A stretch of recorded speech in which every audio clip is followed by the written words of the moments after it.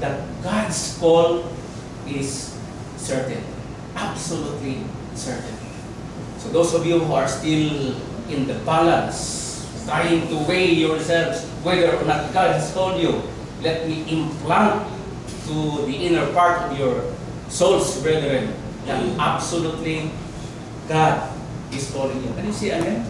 Amen. Secondly, God's call is equitable. What does it mean? It means that the call for the president and for those who are in the rank and file, the intensity of this call is just the same. The secretness, the enormity, or what God had in mind for these people is just the same. So, dili sila ka muna nga, dili ko mahinog ng trabaho, dili mo ko presidente, dili mo na ko department head, no? Kanang ingon nila nga, bugsay-bugsay lang ko ay, o layag-layag lang ko ay. No. Since we are called by God, let us treasure that call in our hearts, that call is very important. And the call for the president, the call for the director, the call for those who are heading the department is just the same secretness as the call that all of us receive. He calls anyone regardless of who he is. And what I am happy about our key text this morning is the fact that God is calling even ordinary people. I'm not trying to propose that all of us are, ignorant or not qualified. But our text gives us a hint, ladies and gentlemen, that regardless of who we are, God is still able to call us. And that call is equitable. In the Bible, He called Moses, Gideon, and the apostles. And the third, God qualified those He called. This is the interesting part of the nature of God's call. Sa dihang gitawag na mag-isunan, mga wakiti ka bang kaagan ba? I'm not referring to you, but to me. Si Toto lagi siguro may mas qualified sa ito. Sa dihang gitawag sa Ginoo, I'm sorry ito. Wag kita mga kisunan. Pagkawala-wala yun, wai-wai yun dun sa ilong ko ba? But the theology of God's call is this. When He called firstly His disciples, Matthew 4:19 records that His statement is this: follow me and I will make you fishers of men. In other words, maximum productivity awaits those who responded the call. There is no qualifying mark before we head to the call. So ito pa nga, kung dili ka maminaw sa call mga kaisunan, dili po ka i-qualify. So pa dili bitaw yung nga, there is a ground somewhere na I have to qualify these individuals, and then after qualifying them, then I call them. No, it's the other way around. God has called us, and after that, He would qualify those He called. Actually, there is a marvelous and wonderful record in Acts chapter 4, verse 13. This is about the experience of Christ's apostles. Verse 13 of Acts chapter 4 says, now when they saw the boldness, this refers to the populace of Jerusalem at the time.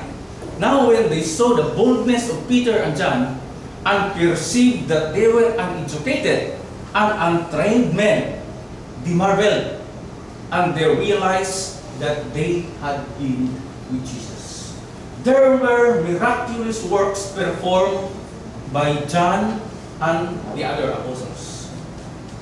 Kuyaw kayo mga tao. And as they evaluated the track record of these people, they came to a conclusion that these people were uneducated, untrained.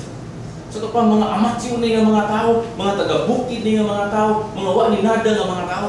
But what marveled them most was the fact that these people were bold enough, courageous enough, and they have all the capacity to share God's word.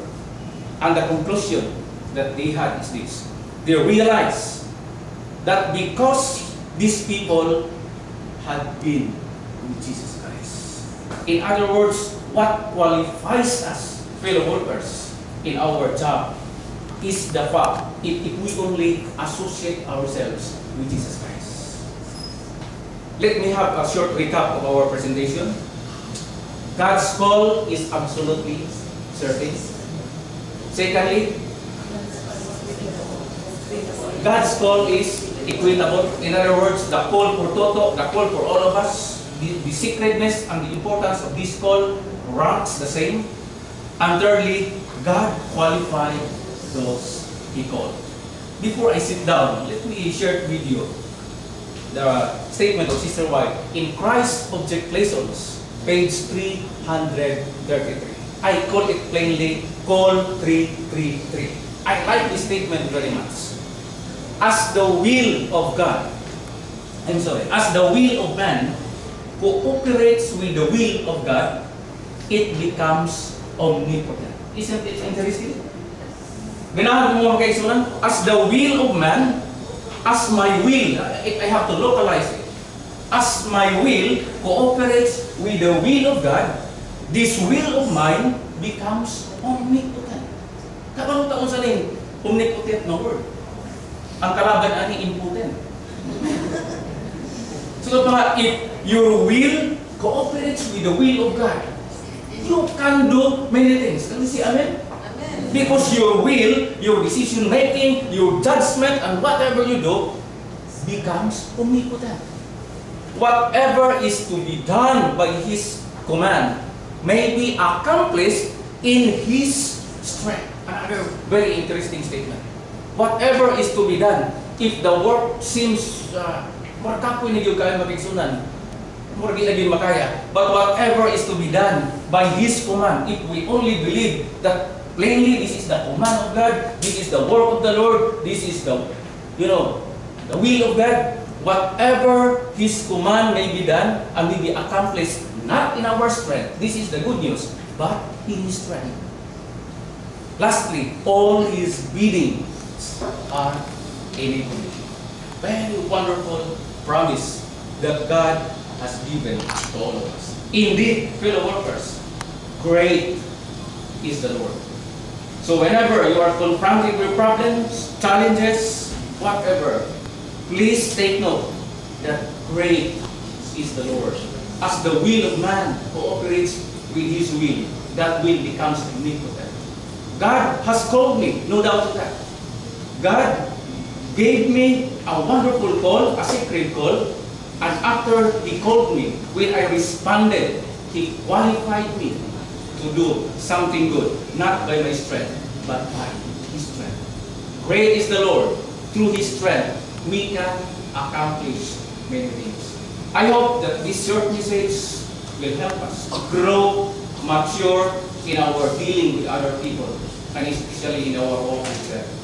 That somehow we may have a new perspective in our workplaces. Wherever you are assigned, atong nungduman nga naa ka dito because God's call is absolutely certain.